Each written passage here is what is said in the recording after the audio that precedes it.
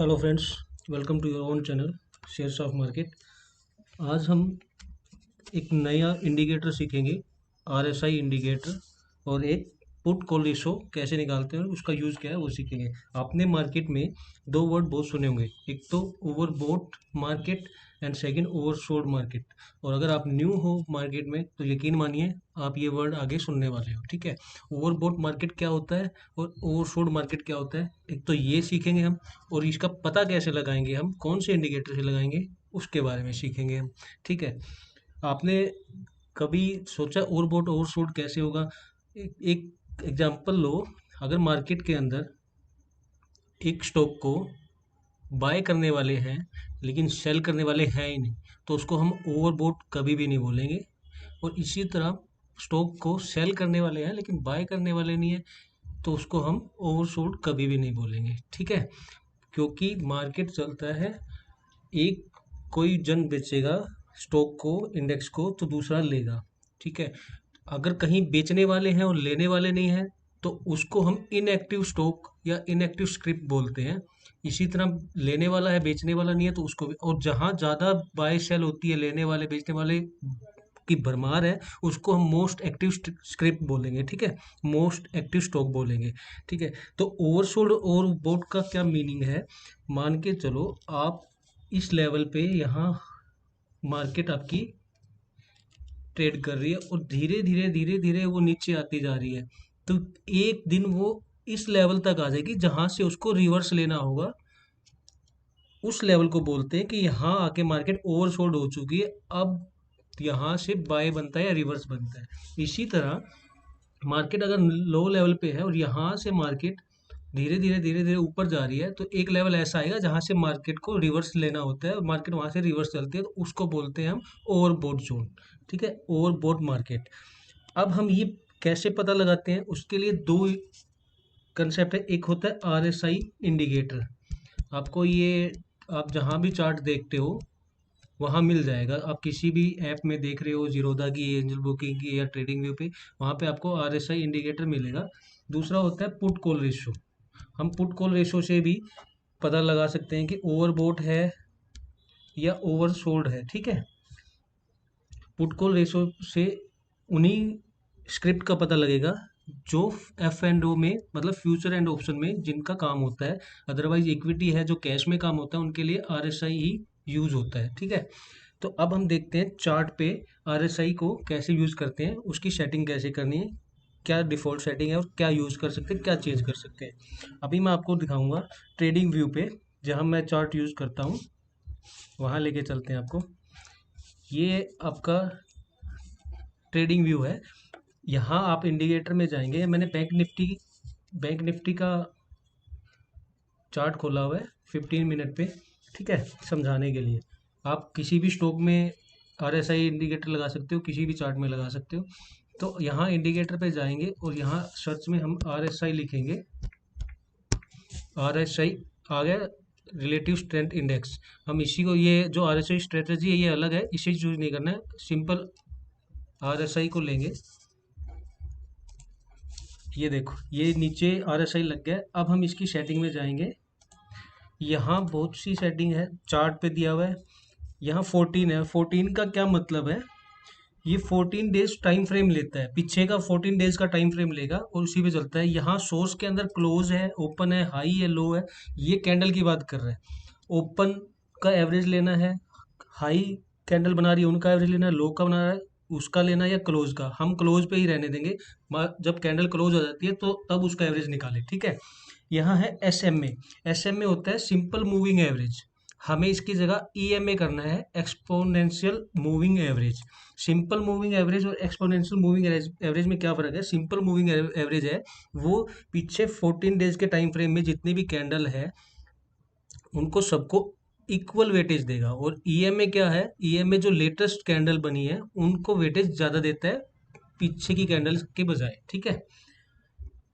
उसके बाद में हम स्टाइल में आएंगे। यहाँ देखो, यहाँ काफ़ी चीज़ें मिल जाएंगी आपको, लेकिन हमें क्या करना है, एक तो आर एस आई पे टिक रखना है, second R S I upper band, RSI lower band पे, और बैकग्राउंड अगर आपको रखना है तो आप रख सकते हैं, बाकी को आप अनटिक कर दें। उसका रीज़न मैं बताता हूँ। जो ये बोलिंजर बैंड लिखे हुए हैं ना, एक इंडिकेटर अलग से आता है बोलिंजर बैंड, ये वहाँ उसके साथ मैं आपको सिखाऊंगा। तब तक के लिए इसको एक बार इग्नोर करते हैं। तो हम इनको अनसेलेक्ट करते हैं जो हमें नहीं चाहिए। बोलिंजर बैंड लोअर मिडल भी नहीं चाहिए हमें। तो ये हो गया, हमने सेलेक्ट किया RSI upper band, lower band and background feel. ठीक है। विजिबिलिटी में हम कुछ भी चेंज नहीं करेंगे, सब कुछ जो है आवर्स पे, सेकंड पे, मंथ पे, डे पे, उनको एज इट इज रहने देंगे। अब देखिए ये जो बन गया है, इसका एक और मैं आपको बताता हूँ, इसमें एक सेटिंग और है। जो अपर बैंड है वो वहाँ 70 है, और लोअर बैंड है वहाँ 30 है। ये डिफॉल्ट सेटिंग में आएगा। ठीक है, मतलब ये जो अपर बैंड की ये लाइन है ना, ये जो लाइन है अभी ये 70 पे है, और जो लोअर लाइन है वो 30 पे है। ठीक है, इसका रीजन यही है। अब देखो आज मार्केट आज के दिन यहाँ ओपन हुई थी, बैंक निफ्टी आज यहाँ ओपन हुआ है, और उसके बाद में नीचे ही आता गया है।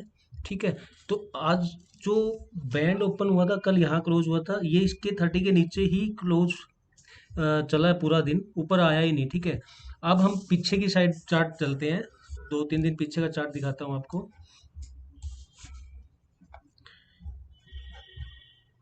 यहाँ देखो,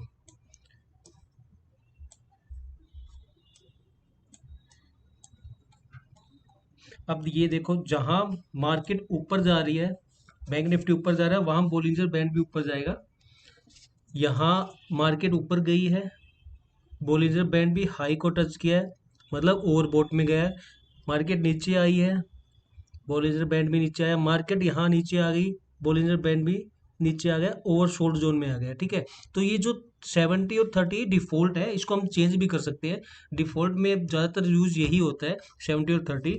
अगर मान के चलो इसके नीचे है, 30 के नीचे, तो ये ओवरबोट ओवर सोल्ड मार्केट हो गई है। और अगर इसी तरह अगर ऊपर है तो ओवरबोट आ गया। ठीक है, अब जब ओवरसोल्ड है तो वहां से क्या होता है कि मार्केट, यहाँ देखो बोलिंजर बैंड हमें इंडिकेट कर रहा है कि ओवरसोल्ड मार्केट होगी, यहाँ से ऊपर जाएगी मार्केट, क्योंकि यहाँ से रिवर्स होने के चांस बढ़ जाते हैं मार्केट के। जरूरी नहीं है उसी दिन हो, मतलब टाइम फ्रेम के हिसाब से आपने डेली का लगाया, जरूरी नहीं है उसी दिन होगा, नेक्स्ट डे भी हो सकता है। आपने वीकली लगाया है, जरूरी नहीं है उस वीक में हो, नेक्स्ट वीक भी हो सकता है। ये 15 मिनट का है, जरूरी नहीं है उसी कैंडल पे हो। इसके नीचे से जब ये घूम के ऊपर जा रहा है, और जब इसको क्रॉस करेगा तो हमें ट्रेड लेना है। ठीक है, मतलब यहाँ इस जो कैंडल बनाई है इसने, यहाँ नहीं लेंगे हम, इसके बाद में नेक्स्ट कैंडल से लेंगे। और मार्केट ऊपर जा रहा है, जब ये लग रहा है कि घूम यहाँ से वापस घूम रहा है, तो हमें एग्जिट कर देना है। इसी तरह फिर ये वापस आया, बैंड भी थोड़ा नीचे आया, next day gap up open होके फिर ऊपर चला गया, तो बैंड भी वापस ऊपर चला गया। ठीक है, तो ऊपर जब इसके लाइन के ऊपर निकल रहा है, और तो ओवरसोल्ड मार्केट है, जब इसके अंदर रेंज में दोबारा एंट्री कर रहा है तो हमें भी एंट्री लेनी है। और जब मार्केट यहाँ टच कर रहा है तो हमें एग्जिट कर देना है। नीचे जा रहा है जाने दो, नीचे जा रहा है, अगर आपको रिस्क लेना है तो आप रख सकते हो, लेकिन क्या पता ये यहाँ से वापस घूम जाए, स्टॉप लॉस ट्रेल करते रहना होता है इसमें। ठीक है, तो ये था। अब इसके अंदर अगर हम चेंज करते हैं तो उसका क्या रीजन है, यहाँ अगर 70 और 30 की जगह हम 60 और 40 कर देंगे तो रेंज और छोटी हो जाएगी। सेटिंग में जाके वो यूज कौन करता है, स्कैल्पर करता है, रिस्की ट्रेडर है वो करता है। उसको छोटी रेंज चाहिए, वो बड़ी क्वांटिटी में करता है, और छोटी मूवमेंट चाहिए उसको, छोटे कम पॉइंट चाहिए, जो वो सेल बाय करके निकल जाता है। अगर जितना सेफ ट्रेडर है वो या तो 70 और 30 रखेगा, या इसको 80 और 20 भी कर सकता है, और 90 और 10 भी कर सकता है। ठीक है, उसका रीजन ये है, जितना कम बड़ी रेंज होगी वहां ज्यादा टच करेगा। अब 10 नीचे की साइड अगर 10 पे आ जाता है, ऊपर की साइड 90 पे आ जाता है, तो नीचे कितना, सिर्फ 10 पॉइंट ही बचा ना, और ऊपर कितना, ऊपर भी 10 पॉइंट पर, मतलब कहीं ना कहीं मार्केट वहां टच करके वापस जाएगी। होता बहुत कम है, लेस फ्रिक्वेंटली होगा ये इवेंट, लेकिन अगर होगा तो वो स्ट्रोंगर मूवमेंट होगी। तो ये था RSI के बारे में। RSI से ओवरबॉट और ओवरशॉट का पता लगेगा। अगर ये ऊपर की रेंज को क्रॉस कर देता है तो ओवर बोट हो जाएगा मार्केट, और नीचे की साइड हो जाता है क्रॉस तो ओवर शॉर्ट बोलते हैं। ठीक है, अब हम देखते हैं put call ratio. Put call ratio के लिए हमें क्या करना है, हमें जाना है, आप जिस भी ऐप को यूज करते हो वहां भी आपको मिल सकता है, लेकिन सिंपल बता रहा हूँ मैं। आप जाइए NSE साइट पे, आप गूगल पे लिखो NSE ऑप्शन चेन, आपको सीधा ऑप्शन चेन में बता देंगे। यहाँ आप सिलेक्ट करो किसका ऑप्शन देखना है, Nifty, bank Nifty, mid cap Nifty. यहाँ आप स्टॉक भी डाल सकते हैं, स्टॉक के भी ऑप्शन आएंगे। हम अभी ले लेते हैं बैंक निफ्टी का, ठीक है। यहाँ हमने बैंक निफ्टी का लिया है। बैंक निफ्टी, अब देखो यहाँ कॉल है, यहाँ पुट है, यहाँ पुट राइटर है, ये कॉल राइटर है, ये ओपन इंटरेस्ट है इनका, ठीक है। और ये जो चेंज इन ओपन इंटरेस्ट है, ये डेली का जो चेंज होगा इस वैल्यू में, वो यहाँ बताते हैं, ठीक है। अब देखते हैं पीसीआर कैसे निकालेंगे। पीसीआर के लिए हम बिल्कुल एंड में जाएंगे। यहाँ टोटल वैल्यू होगी इनकी ओपन इंटरेस्ट की, तो पुट डिवाइड में call, put open interest divide में कॉल ओपन इंटरेस्ट करेंगे तो पीसीआर निकल आएगा, ठीक है, पुट कॉल रेशो। अभी मैं बताऊंगा पुट कॉल रेशो को कैसे यूज कैसे करेंगे, उसकी लिमिट क्या है। लेकिन निकालने का तरीका मैंने आपको बताया है। जो पुट ओपन इंटरेस्ट है डिवाइड करेंगे कॉल के ओपन इंटरेस्ट से, तो पुट कॉल रेशो निकल आएगा हमारा। अभी ये पुट कॉल रेशो है, इसको भी हम वीकली भी निकाल सकते हैं, मंथली भी निकाल सकते हैं। यहाँ से हम टाइम डिसाइड कर सकते हैं, वीकली या मंथली, जो भी निकालना होगा। अब हम चलते हैं पुट कॉल रेशो का। कोई आइडियल पुट कॉल रेशो कभी भी नहीं होता, सबका अलग अलग तरीका है। अगर पुट कॉल रेशो 1 से कम होगा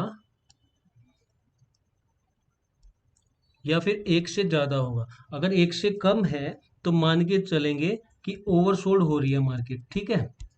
और अगर पुट कॉल रेशो 1 से ज़्यादा है तो ओवरबोट हो रही है मार्केट। इसका मतलब क्या हुआ पुट कॉल रेशो के हिसाब से, अगर 1 से कम है मतलब पुट डिवाइड कॉल करेंगे और वो 1 लेस देन 1 आ रहा है, लेस देन 1 आ रहा है, तो इसका मतलब जो पुट राइटर हैं वो कम है कॉल राइटर से। मतलब कॉल जिन्होंने राइट की है उनकी इंटेंसिटी क्या है कि मार्केट नीचे जाएगी, एक लेवल के बाद ऊपर जाएगी नहीं। और पुट राइटर है उनकी इंटेंसिटी क्या होती है कि मार्केट ऊपर जाएगी, एक लेवल के बाद नीचे नहीं जाएगी। तो यहाँ पुट राइटर कम है, कॉल राइटर ज़्यादा है, 1 से कम आ रहा है तो मतलब ओवरसोल्ड हो रही है मार्केट। इसी तरह अगर 1 से ज़्यादा हो रहा है तो ओवरबोट हो रही है मार्केट। जनरली क्या है कि 0.6 से लेके 1.6 के अंदर ही ज़्यादातर आपको पुट कॉल रेशो घूमता हुआ दिखाई देगा। 0.6 है, 0.5 है, 0.7 है, यहाँ अगर मार्केट आपको लग रही है तो मार्केट क्या है कि ओवरसोल्ड हो चुकी है, ठीक है। इसी तरह 1 से ऊपर है 1.3, 1.4, 1.5, 1.6, वहाँ ओवरबोट मार्केट हो जाती है। अब ये एग्जैक्ट नहीं बोल सकते हैं कि 1.3 आ गया तो ओवरबोट हो ही गई, यहीं से वापस रिटर्न होगी। मे बी वो 1.5 से हो, मे बी 1.6 से हो, मे बी 1.75 से हो। लेकिन जनरली क्या है, 0 से लेके 2 तक रेंज होती है और इसका मिड होगा 1। उसी के हिसाब से पुट कॉल रेशो का पता लगाया जाता है, उसी से सेंटीमेंट डिसाइड होते हैं, मार्केट का मूड माहौल क्या है। तो ये था पुट कॉल रेशो। आपको ऑप्शन चेन के बारे में अगर ज़्यादा नॉलेज चाहिए तो आप कमेंट बॉक्स में बता दें, मैं इसकी एक अलग से सीरीज बना दूंगा पुट ऑप्शन चेन के एनालिसिस की। और हम अब हर वीक 1 से 2 इंडिकेटर नए सीखेंगे। अगर आपको वीडियो अच्छी लगी तो लाइक करें, आपने चैनल को सब्सक्राइब नहीं किया तो प्लीज़ सब्सक्राइब कर लें, बेल आइकन को भी प्रेस कर दें ताकि आपको टाइम टू टाइम वीडियो मिलती रहे। और अपने नियर एंड डियर को भी प्लीज़ शेयर करें, सब्सक्राइब करवाएं। Keep supporting me. Thank you, bye.